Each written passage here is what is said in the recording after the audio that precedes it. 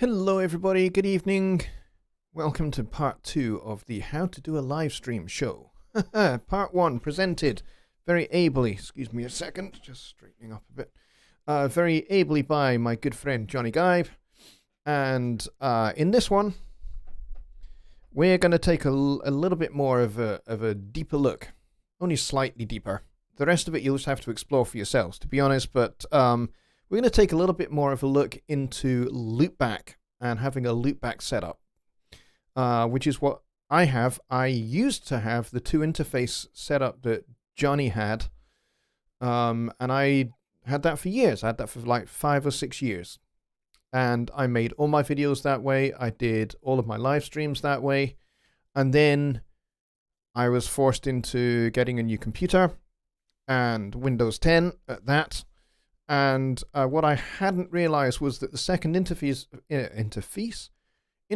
that I had been using was 11 years old and was not supported in Windows 10. And in fact, it wasn't just that it wasn't supported, it didn't actually work. The issue I had with that interface was that it played the audio at a low pitch. So everything was in tempo and everything was at the right speed, but it just sounded lower in pitch. Kind of like what you would think. Your immediate thought when you heard that was it's a sample rate mismatch. But it wasn't, because both my 1824 and my other interface were both at 44.1. So they were correct. So there wasn't an issue there. The issue was that the second interface didn't work in Windows 10 because it worked in Windows 7. So it was the interface that was not supported in Windows 10. Now, I could have gone out and bought another one. I could have, there's lots of things I could have done. But I decided that, hey, why don't I experiment with Loopback and see how that works? I had a little bit of help to get it set up because I didn't really know what I was doing. And my good friend and colleague, Don Barnes, who he does all the great voiceover and podcasting and narration stuff. He is a guru at that. And you guys probably will have seen him about on Facebook because he has a great Studio One group for voiceover narrators, podcasters, that kind of thing. He has a group entirely for that. And he gave me a little bit of help getting the 1824 set up in Loopback mode. Once I had that set up, actually having it work in OBS is really, really easy. There's a few things you have to set up first, but once you've got those things set, then you're good to go. And you can set it and forget it. However, as I said on Jonny's stream, it doesn't work in Skype, and it doesn't work in Camtasia, and it doesn't work in a whole bunch of other screen capture softwares. It just doesn't. And the reason for that is because most screen capture software, with the exception of OBS, they will only capture audio from channels 1 and 2 of your Windows digital media. Which means you cannot have your live voiceover mic and Studio One captured at the same time. And that's kind of where the 2 interface setup comes from. That's why you need it. Is because you set Camtasia or Skype or OBS to only receive audio from essentially the input 1 and 2 of your second interface. And you basically sum everything to it. And that's why Jonny has the monitor station. That's why I have the monitor station. And you basically sum everything from Studio One and your mic and everything else through the monitor station and into it splits at the monitor station, and one copy of the signal goes to your speakers and your headphones, and the other copy goes to your interface, your second interface, and that is what your screen capture software listens to in that two interface environment. In the single interface environment using Loopback Mode, this time you're using the same interface twice effectively. And you have to be a little bit careful when setting things up in Studio One a tiny bit, because otherwise you can have your virtual inputs, which you have to bring back into Studio One. You can have those active if you're not careful, and then you have a feedback loop, and you don't want a feedback loop. So how you set this up is a little bit precarious, but it does work. Now, in OBS, you don't have that issue because OBS can detect multiple sources and mix them and have a 2-channel out to YouTube and to whatever other platform you're going to use. So we're going to get to that. That's kind of what we're going to talk about tonight. And I'm going to try and go over it as best I can so that we all understand how to do it. And if you're wanting to use something a little bit more professional, like Camtasia, then I can show you how to create your mic channel in Studio One and how you can use it effectively. Because, again, there are a couple of things you need to do in order to make sure that you can set that mic up and effectively forget about it. Okay? So those are the things we are going to talk about. So I'm just going to quickly take a little look at who's here. We've got 18 people. Let's go take a look and see who's here. And it's pretty much most of you guys over from Jonny's show. There's a few that haven't made it over. But yeah. Let's see. Kyle Dradusiak says, one good thing, you can experiment with OBS without actually streaming. You can record to video to test. That is correct. OBS is for a piece of free software, which it is. It's totally free. It's incredibly powerful. And with this new update, the version 25.0.1 of OBS, it just got a lot more powerful. And to be honest, I'm not even using half the things I could do. There are ways in which in OBS you can have the chat from YouTube docked directly in OBS, which is incredibly useful. So I could do that, but I don't. I don't really use that because my second monitor it's a TV, so the resolution on that TV is not quite so crisp or clear. But it is enough for me to be able to just make sure that I have the right screens displayed and stuff on YouTube. So yeah, there is that small problem. Dwayne is here. He says, I'm trying to understand what Loopback is doing. Why is it needed? Well, it's needed because when you want to do something like a tutorial using a DAW like Ableton Live or Studio One or Cubase or Logic or Pro Tools or Reason or whatever, Mixcraft or whatever it is that you want to use, and you want to be able to talk to your audience and explain what it is you're doing in your DAW, because DAWs use ASIO protocol.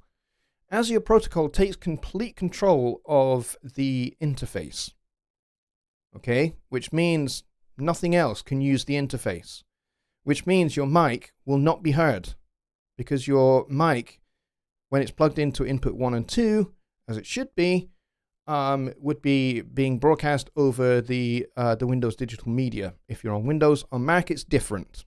Mac is a different story altogether. But on Windows, that's just the way it is. That's the way Windows audio was designed, because they didn't think that things like screen capture and recording tutorials in this way was going to be a thing when Windows was invented. Because really the technology just wasn't there. And this, what we're doing now, is largely unthinkable back then. So that's the story with that.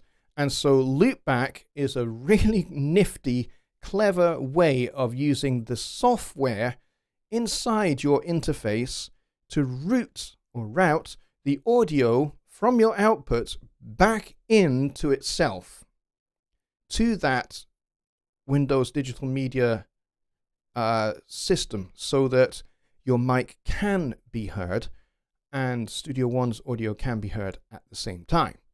So that's kind of why that is there. That's what Loopback does. It takes away the need for a second interface, so everything can be done inside one interface. But you just need to be aware that with certain softwares that don't work with anything other than channels 1 and 2 of Windows Digital Media, WDM, like Camtasia, like there's a few others that I could reel off, but they're not really coming to my brain because my brain is tired. It's 22 minutes past midnight. But yeah, in particular Camtasia, because that's the other software that I use. And so the issue there is that the Camtasia, which is really silly for such an expensive piece of software, and I really, really like it. It's really, really good. It captures a really crisp, clear image of your screen, and the audio quality is really, really good. But that's just the way it handles audio, and I rather suspect it's because when Camtasia was designed, again, they just didn't think that people would be wanting to make screen capture videos using ASIO and using a DAW. That hadn't really occurred to them. And still, when you tell them, hey, there's actually a really viable market for this, they still go, yeah, but we're not changing it. So yeah, there's some friction there. So that's why Loopback exists. As Kyle points out, Loopback gets you the desktop audio, like the output of Facebook, YouTube, and Studio One, into the stream. That is correct. That's exactly what it does. And it means you can capture it. So the way I have it all set up right now is that in OBS, which I'm going to show you in just a minute, I have my mic on one channel all on its own, and then I have a channel which I've called main audio, because I couldn't really think of anything else to call it, and on that channel is everything else. So that includes Studio One, that includes YouTube, that includes my monstrously obese record collection on my computer. Anything, any other audio source that I want, I can capture that way. If I plugged my phone into an input on the 1824, I could capture that as well if I wanted to. I just think that's possibly marginally weird. But if I wanted to do that, I could. So, Ken Moss says, RIP Mike Longo was the arranger for Dizzy Gillespie and a student of Oscar Peterson who died of coronavirus. Yes, I read about that. I heard about that just today. It's really, really sad. He was a terrific arranger.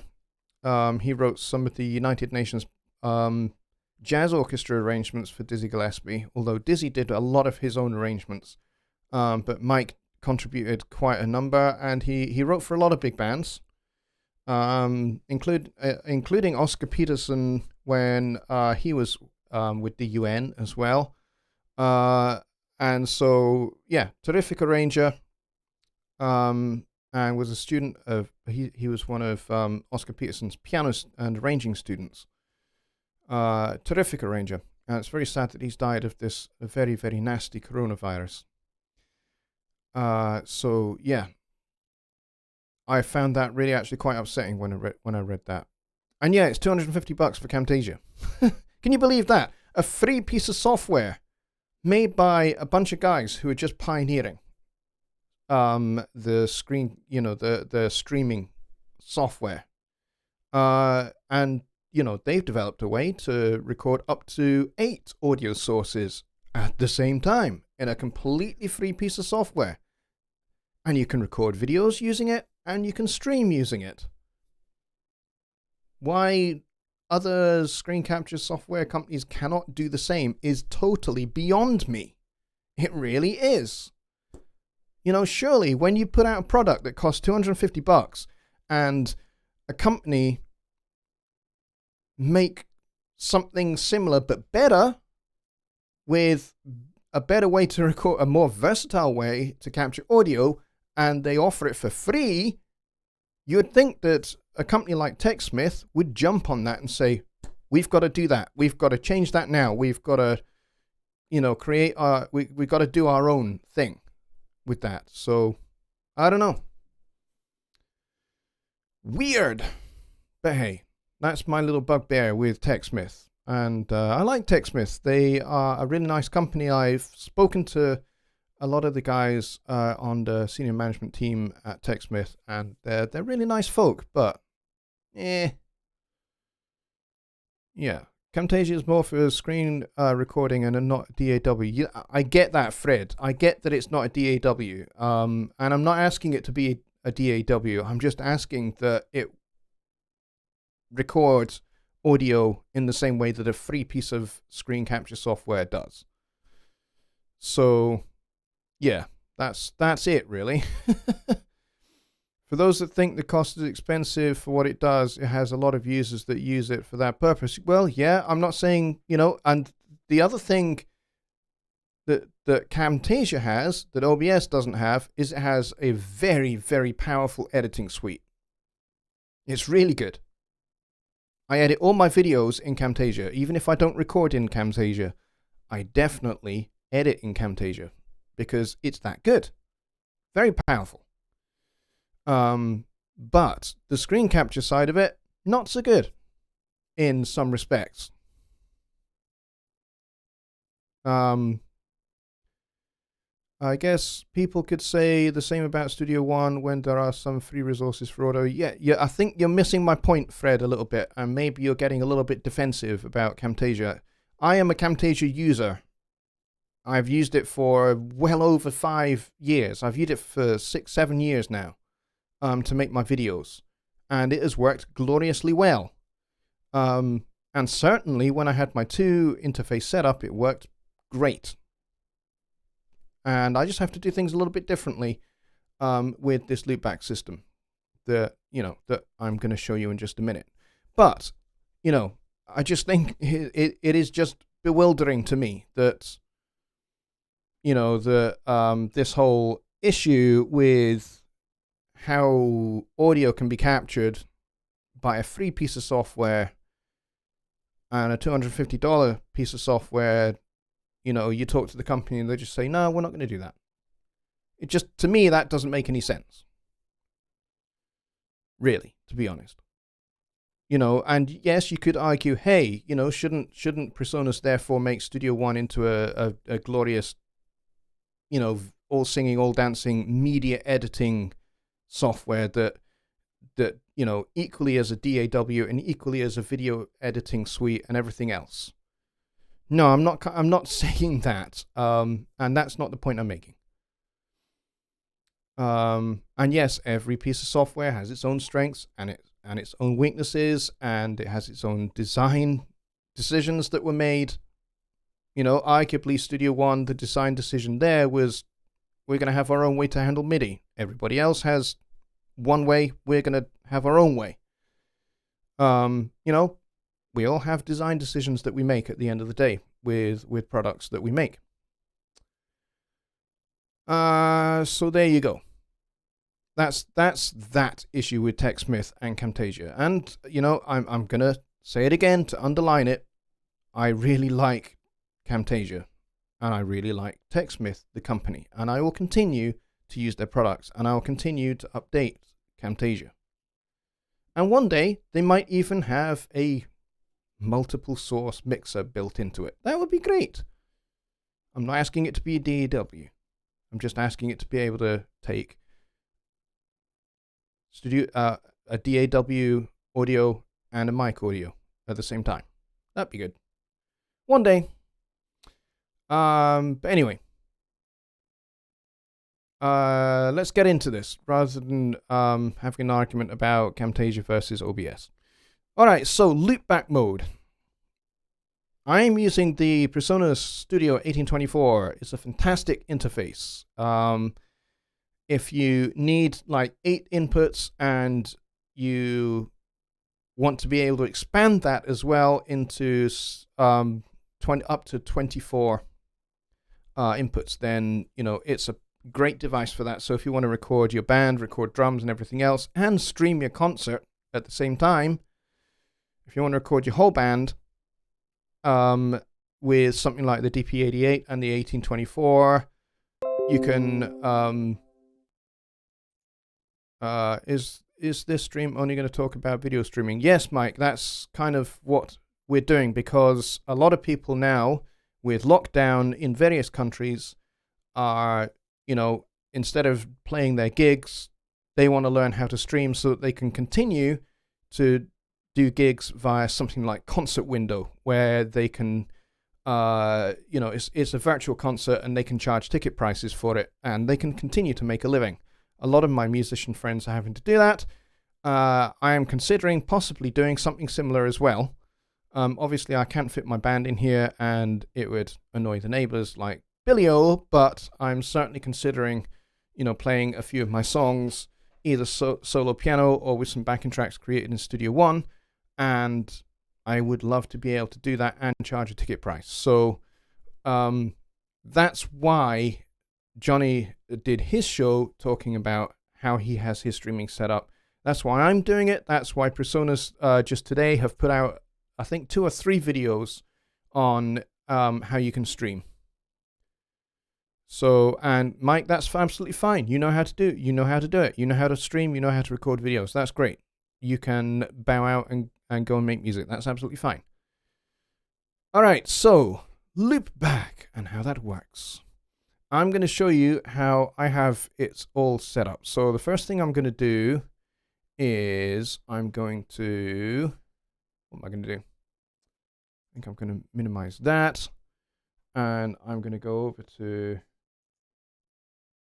my screen over here. So now you're looking at Studio One. And the first thing I'm going to show you is Universal Control. So I'm going to open up Universal Control.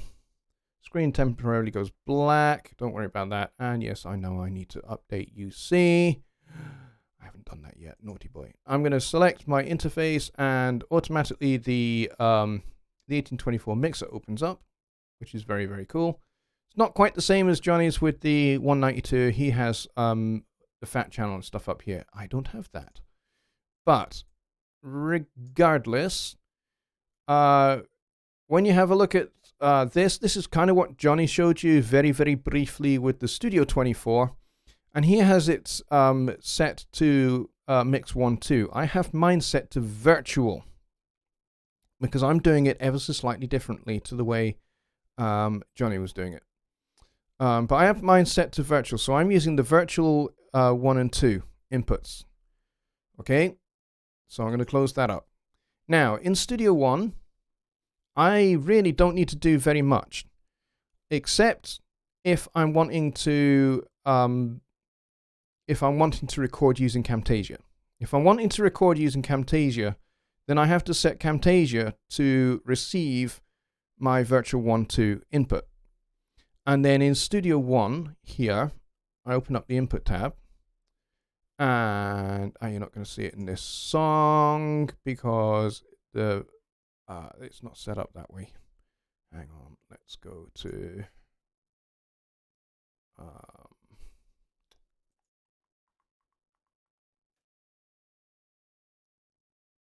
let's go and have a look over here. There, you can see my virtual 1 and 2 over here. And you kind of have to do that. Hang on, let's see if I can expand this a little bit. There we go. You have to have a set of inputs set up for virtual 1 and 2. See virtual in 1 and 2. And you need to have that set up. So you just add that as a stereo input in here. I'm not going to do that with this song because it would totally mess up this song. Not going to do that. But that's what you would do. And I can show you another song where I've got this set up. If you just give me 1 second to do that. Let me close up the inputs there. And we'll go back to the start page. and I will open up my Songwriting Simplified song here, and I'm going to turn that off. And I'm going to open up the inputs here. Now this, when I'm doing Songwriting Simplified with Jonny, this is what I have to do. The reason I have to do it this way is because if you want to be able to hear my piano via Skype, I have to do it this way. And that's kind of one of the drawbacks, as we say, of Loopback over Skype. Doesn't work. So this is the workaround. And so if I was to go to the I/O here, you can see I have virtual stereo. Virtual 1 and 2 are set up, and you can see over here on the inputs here, they're set up as well. So when I'm using Skype, I will have Skype set up to receive from the virtual stereo input. And I need to have these monitored like this so that you get audio going through the virtual stereo. And now I have the piano over here and my voice going through the virtual stereo, and then you can hear both at the same time through Skype. That's the way that works. Okay, so I'm going to close this song because we don't need it. I'm not going to change anything. And now we're back over in this song where I don't have those virtual inputs set up as yet. But I would need to, if I wanted to make a tutorial using Camtasia with this song, I would have to set up those virtual inputs, and I would also have to create a voice track. And you know, that's not that difficult to do. And then away you go. You can start making tutorials. Now the thing to do when you create that voice channel, let me just quickly show you this. So the first thing you do is you press T to add a track, and let's call it Vox. Let's make it bright yellow. And we'll leave all of that as default. Let's actually change that to voiceover. So let's say we were going to make a tutorial using Loopback and something like Camtasia where the WDM is not working. So now that we've created that, you can put this channel anywhere. Let's for argument's sake, just move it down to the bottom here. And then what you can do is, let's go back into the mixer.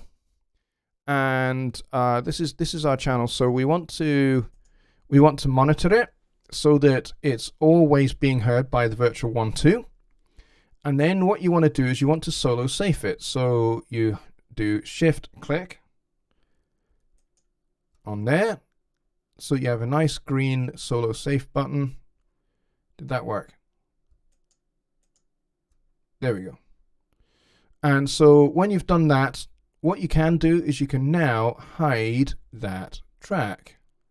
So where's our voiceover track? We can now go and hide it.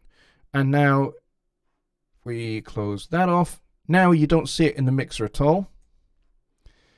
And you can make your tutorial video. The only thing that is going to reveal that you are running a voiceover track is the fact that it will be peaking in your monitor here. Okay?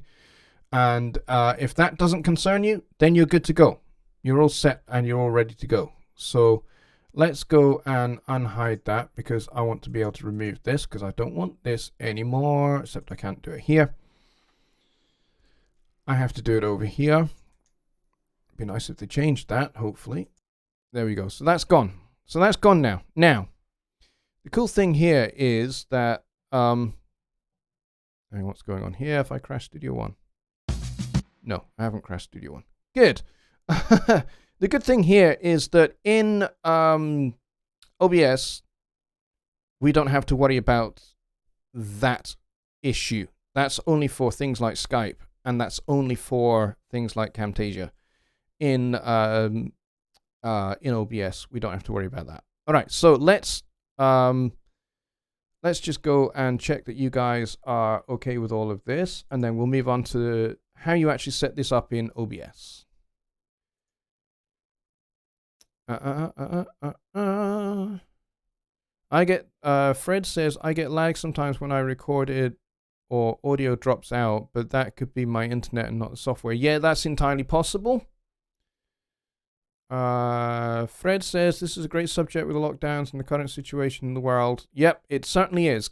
if we can get this whole concept out to people that they can set up very, very easily, even if they've only got the one interface that has a loopback capability on it, then you can get set up to stream very quickly. And I'm going to get onto the OBS settings in just a second. And would it be possible to show the audio settings in Skype? Yes, I can do that, I think, without messing everything up. I'm pretty sure I can do that. All right. Okay, so let's show the settings for Camtasia that I have. So I am going to go over to my other screen, and I'm going to bring up the settings menu, and I'll bring that over. So this is the settings menu in OBS, which you can't see because I am being a dummy. Oh, hang on. Let's just cancel that. There we go. All right. So now you're looking at YouTube at the moment. What's the best way to do this? This is the YouTube's studio for streaming. If you've not seen this before, it's very, very cool. In analytics, I can see exactly how many viewers we've got. So we peaked at 23, and we're now down to 15. A few people have left, and that's okay. That's fine. And there's the chat. There's you guys. And I have this in dark mode. I could put this in light mode if I want, but I quite like this in dark mode. Okay, so let's go and get those settings across so that you can see. I'm going to bring that over here. So now you can see my settings. All right, so this is the settings menu, and I want to go and show you the audio settings. So I have, and I might need to bring over the main screen for OBS in just a minute. Now, you will have seen all of those scenes and everything that Jonny had set up. Now, he has loads and loads and loads and loads of streams and loads and loads and loads of things that appear in those scenes in OBS. I only have 2 because I don't use OBS quite so extensively as Jonny does. I keep everything very, very simple. So if you look at this devices section here, this is where you need to have everything set up for your audio channels. So I have the desktop audio, which is lines 1 and 2, which is my my outputs from my Studio 1824. And then my mic, which is this guy that I'm talking to you on, this is the input 1 and 2. But then I also have virtual 1 and 2, and that is where Studio One comes in. And that comes in on my main audio track, which I'll show you in just a second. And I have everything else disabled. And then the monitoring device is the output of my 1824. And that's how you set up the audio part of it. And then in stream, this is all your stream key and everything else. You don't need to worry about those too terribly much, and you don't have to worry about all of this too terribly much. I leave this as default. I don't touch it. In advanced, let's see, are there some audio settings here? No. Which I couldn't change anyway, even if I wanted to, because I'll destroy the stream if I do that. So I'm not going to do that. So let's bring over the main screen itself, and I can show you how I have things. I'm going to try and overlay this over the top. And there's me. Hello. And there's me again. As you can see, I have OBS set up slightly differently to everybody else. Well, slightly differently to Jonny anyway. This is my preview window, so I can see what is about to go out to you guys. And then I can see here where it says program, this is what is actually going out to you guys right now. So you're looking at this, and I have this waiting in the wings. So I can quickly go back to my lounge view if I wanted to by hitting this transition button, which I'm not going to do just now. And there I have all my scenes. So I have my intro, I have the intro with the theme tune that you get to hear. And then I have my lounge view. And then I have my screen, which is for Studio One, and then I have my end screen. And then these are the things that appear in each of those. So as you can see here, this is me. This is my mic over here. And then this one that says main audio, this is where Studio One would come in. If I press play on my fader port, we should get some Studio One audio.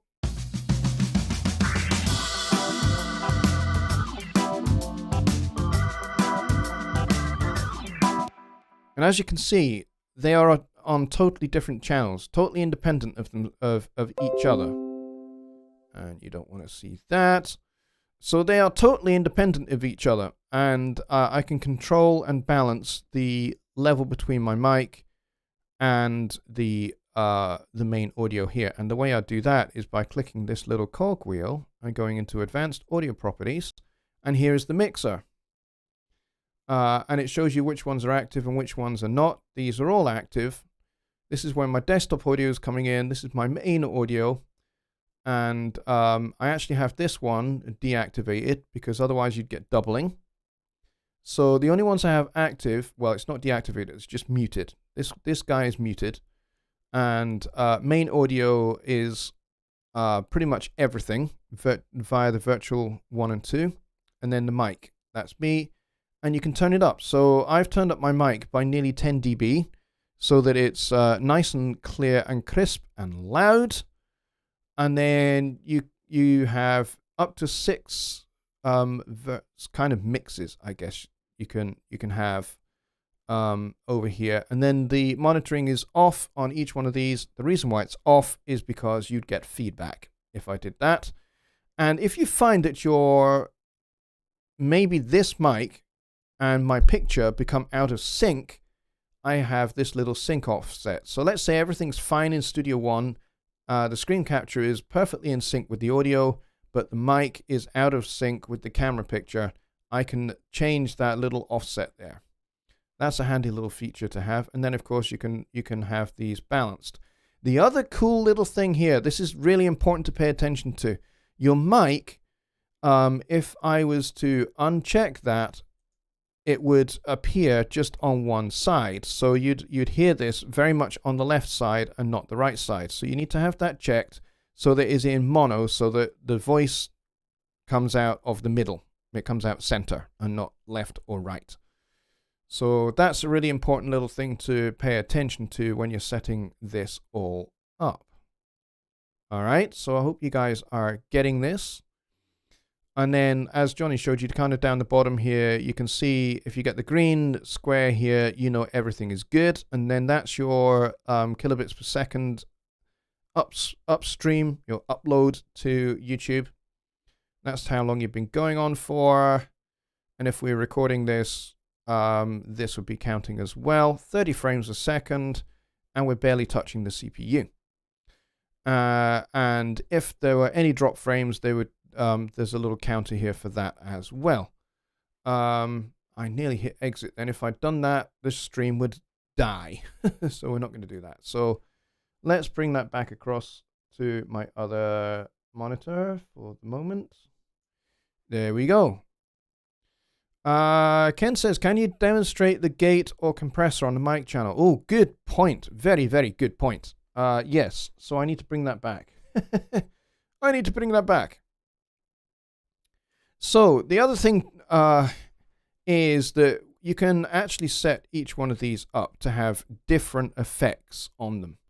So for example, on my mic channel here, if I show you this, if I click that and then go to, is it filters or properties? I can remember. Properties. No, not properties. Cancel that. It's going to be filters. Filters. And as you can see here, the only thing I have on here is the expander. And I have it set to a 2:1 ratio, threshold of -40, and 10 millisecond attack, 50 millisecond release, and I'm not changing any of the gain or anything like that. And then, so what that basically means is that when I'm not talking, it shuts off the mic. And it does it in a kind of nice, smooth, and gentle and transparent way, unlike a gate. But yes, you can add things. Like if I press this plus button here, you've got a compressor, You can invert the polarity. You can have a limiter. You can have a noise suppressor or a noise gate. And you can even bring in VST2 plugins. I tried the VST2 plugins thing with Waves and it crashed OBS. Because I actually wanted to use the SSL E channel because I wanted to take advantage of how that particular channel sounds, and then using the compressor on the E channel, but it crashes OBS. So no good there. Just to forewarn you, I'm hoping that is just a bug that they will fix. Probably is, and they probably will. But yeah, the compressor is really cool. Very easy to change. I mean, it's all kind of slider based. All of these are slider based. So you just adjust the sliders to adjust what you want to adjust. Same with the noise gate and the noise suppression as well. Noise suppression is actually pretty good if you've got, just a little bit of hiss. If it's a lot of hiss, it's not going to sound good. It's going to sound choppy. But if you've just got a little bit of hiss, a little bit of background hiss on your mic, then the noise suppressor will deal with that very nicely indeed. And for a while I did use that, but I don't need to anymore. All right, so there you go. That is that. Let's move that back across and try and line it back up. There we go. And that, as they say, is that. So let's see. No problem, Fredo. What's for you? Lowen says, have anybody tried the Windows 10 screen capture that comes with Windows 10? I haven't actually. I have thought about looking at it, but the people I've spoken to about it, they tell me there are a couple of things about it. Number one, it's mono. So the audio is mono. So if you're wanting to do a tutorial in a DAW, you're only going to do mono sound. It's not going to sound great. But if you're wanting to use it just to stream just your piano or just your microphone, then you're probably okay. And I missed my mouth slightly. Hang on. Sorry about that.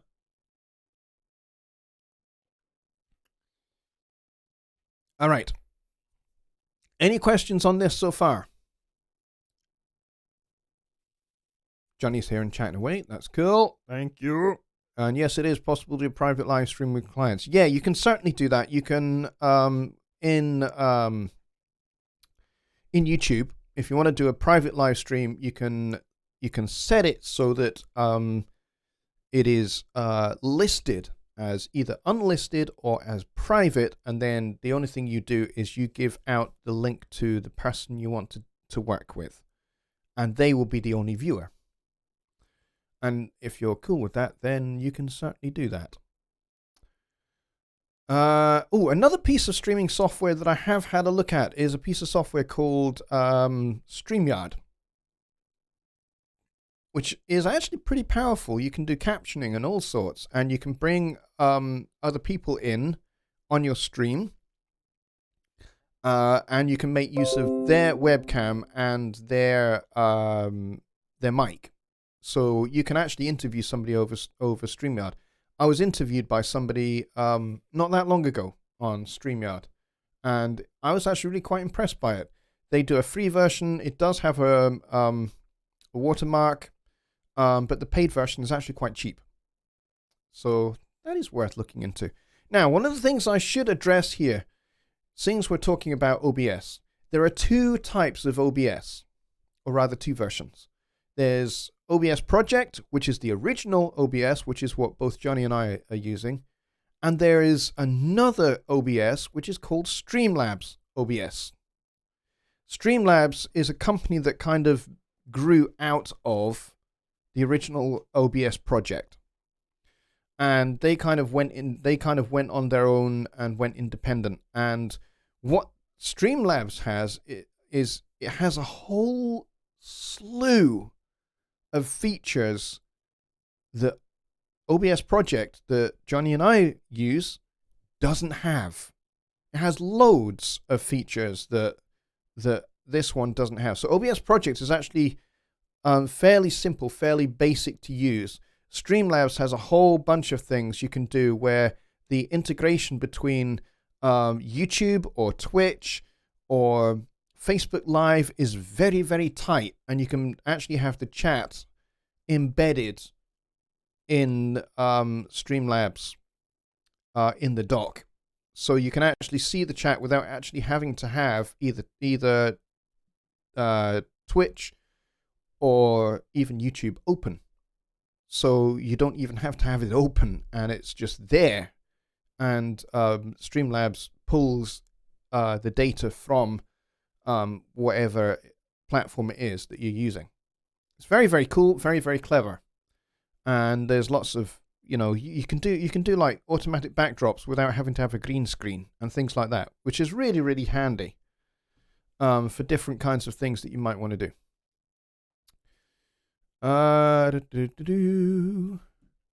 Jonny says it works.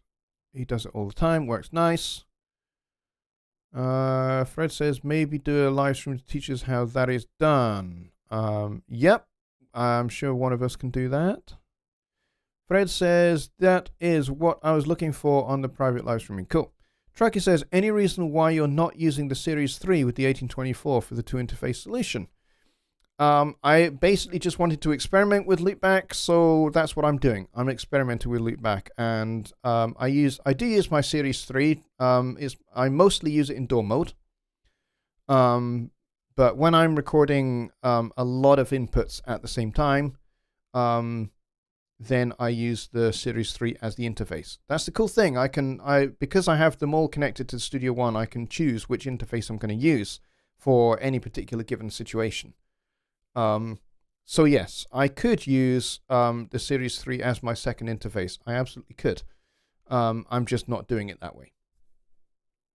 I'm using Loopback at the moment. That may well change. We'll have to wait and see. But yeah, besides which, it's kind of, the Series 3 is a massive behemoth of a device that does so much. And I'm probably only using about 0.1% of what it can do. So even if I was just using it as a second interface capture device for streaming or video making or whatever, yeah, I could certainly do that. And I could certainly run my mic through it, and I could run my mic through the fat channel and everything else. Hey, that would be great. That's how Joe Gilder makes his videos. And he, in Mac OS, he has a piece of software called, I think it's called Audio Jack or something like that, where he can route in different pieces of audio streams into the one kind of aggregate device, and then he has his output from his mixer going into that. And that works for him because he uses his Studio Live as his main interface. I don't. And the reason why I don't is because I like the immediacy of the Studio 1824, and I like the immediacy of, how MIDI works. Obviously, there is no MIDI on the Studio Live consoles. For obvious reasons. You just don't need it. It's not designed for that. But the 1824 has really good MIDI inputs and audio hijack. That's what it's called, not audio jack. I was close. But yes, the 1824 has a really, really good MIDI bus on the back of it, which is great. And it's actually faster than the MIDI bus on the old AudioBox USB. And I thought that was flipping fast. Well, the MIDI bus on the 1824 is frighteningly fast. There is literally no MIDI latency at all. That's kind of my experience. So that is that.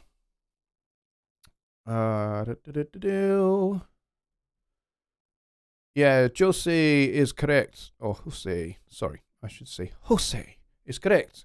Private is only for you, so use unlisted. Yep. Quite right.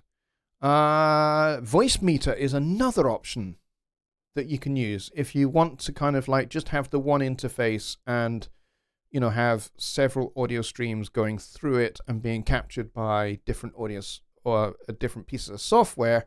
Voice meter is another good way to do it. However, Here's the thing with things like Audio Hijack and Voice Meter is that they are software, so they will be using your processing, they will be using your RAM. And ideally, I want to have my computer concentrate on Studio One and the screen capture software and nothing else, so that it doesn't have to work any harder than it has to. Jonny's just said, I just downloaded Streamlabs Streamlabs OBS. Gonna take a try at it. Cool. Let me know what you think, Jonny. And I might well do the same. If you think that it's a good thing, I might well do the same. I will have to figure out how to set up my routing all over again, like the virtual inputs and all of that. But I'm sure that'll be quite easy. Truckee says, yes, actually, the latest version of OBS has a voice meter plugin for it. I have heard that. I have heard that too. I haven't actually used it or anything like that yet, but I have heard that. But yes, it does kind of, that's the thing with things like Audio Hijack and Voice Meter, is that they are pieces of software and they take up some juice. KDG Music says 64 gigabits. Okay. Jonny says, I'll let you all tomorrow. I'll let you all know tomorrow. Cool. Yeah, have a fun time experimenting with that. Any other questions? I did actually have Studio One session set up actually, so that I could show you Studio One actually coming through OBS, and so you get to see how really, really, really in sync the picture and the audio is. I can do that real quick. I have two monitors, but I still find that one of the things I have to do is I have to click quite a bit. If I want to keep that YouTube screen, this guy, hidden from you guys, I have to remember to minimize it and maximize Studio One. Because I'm not, my other screen over here on my left, the resolution's not great because it's a TV. So all the text is really, really tiny. So if I was to put the chat over there in the dock of OBS, which you can do, I wouldn't be able to read your chat very well. I'd have to like stick my nose right up against that screen just to read it. So what I do is I keep the stream open here on the desktop like this. I just have one tab so that I'm not using too much juice. Is Streamlabs OBS free? I believe it is. I don't think it's much harder to learn. It's just more feature rich. But yeah, it is free, I believe. So yeah, let's go back over here to Studio One. And so I mean, you can see how crisp and clean the picture is, and you will have seen this from my other streams that I do. But you know, one of the advantages is that although if I go to inputs here, you can see that my input is going through Studio One. It's not going through the master output. And so you don't get to see it peaking there. And when you're working with something like Camtasia and you're having to use the voice track to get around the fact that it uses those first two channels of Windows Media, you know, you will be running through whatever is on your inserts and your post of your master output. So if you have like a virtual tape machine here, you will be going through that. And you know, if that bothers you, then you probably want to try and make your videos using OBS rather than something like Camtasia. Otherwise, if it doesn't bother you, and it doesn't bother you that you see the peak meter working when you are set up in that way with your voiceover track, If that doesn't bother you, then yeah, then just do it that way. That's all I would really say on that issue. But as you can see from the picture, if I take the console view out of the way for a second, you can see just how perfectly in sync the picture is with the audio.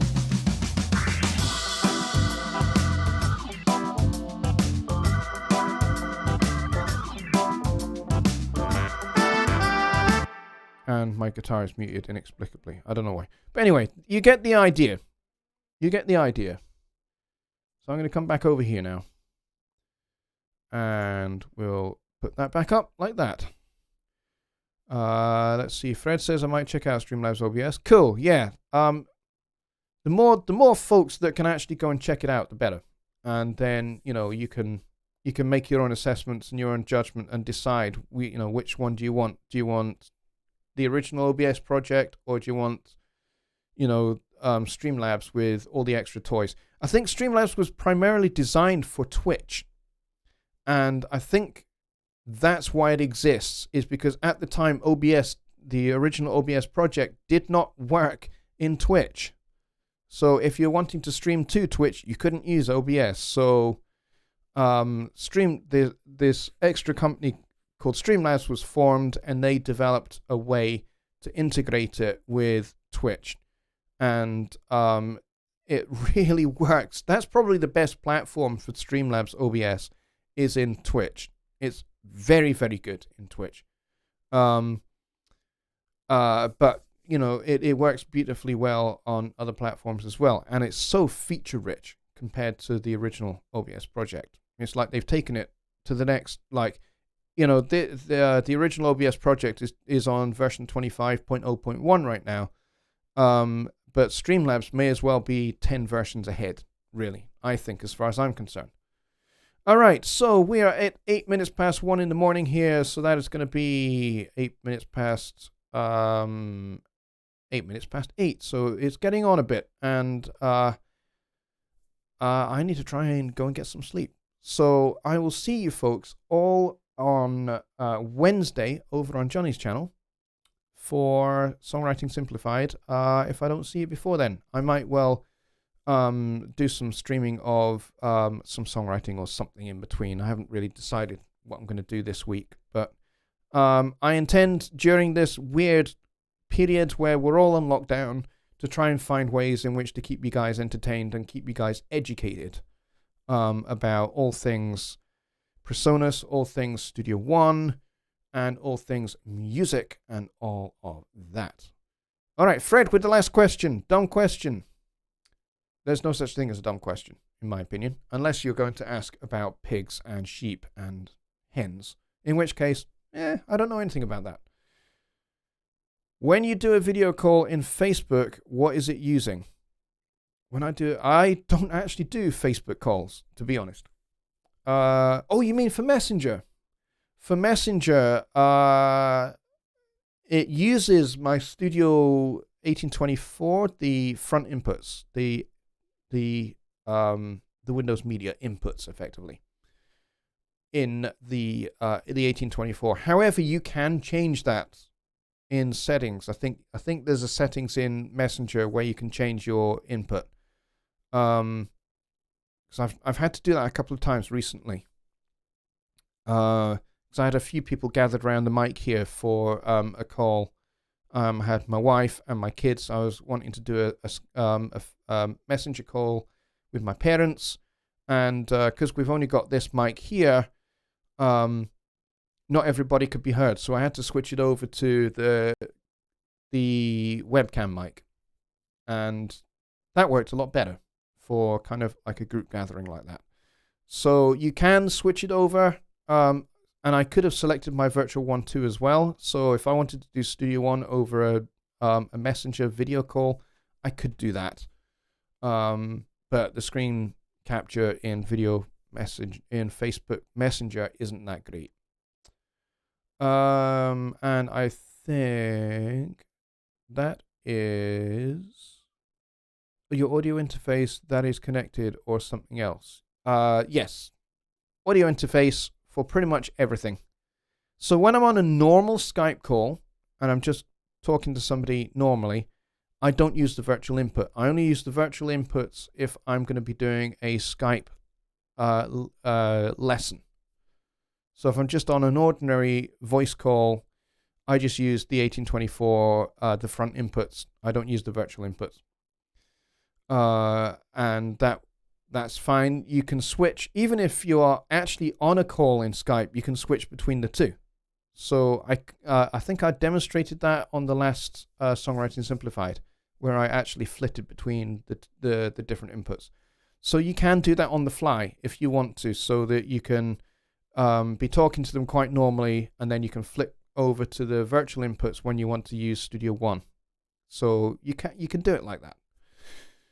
All right, I think we'll call it a night there, because I have a stack of sleep I need to get done, and sleep is such hard work. I will see you all on Wednesday for Songwriting Simplified with my good buddy Jonny, who I think is still here. And that is it. Good night, everybody. Bye.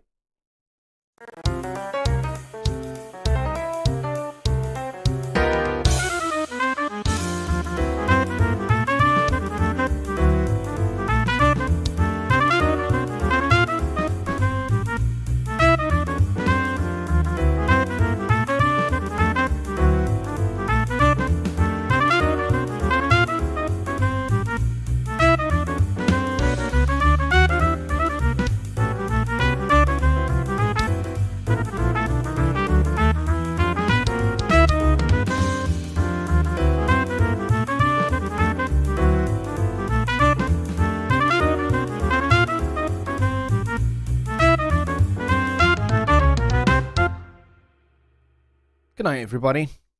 See you soon.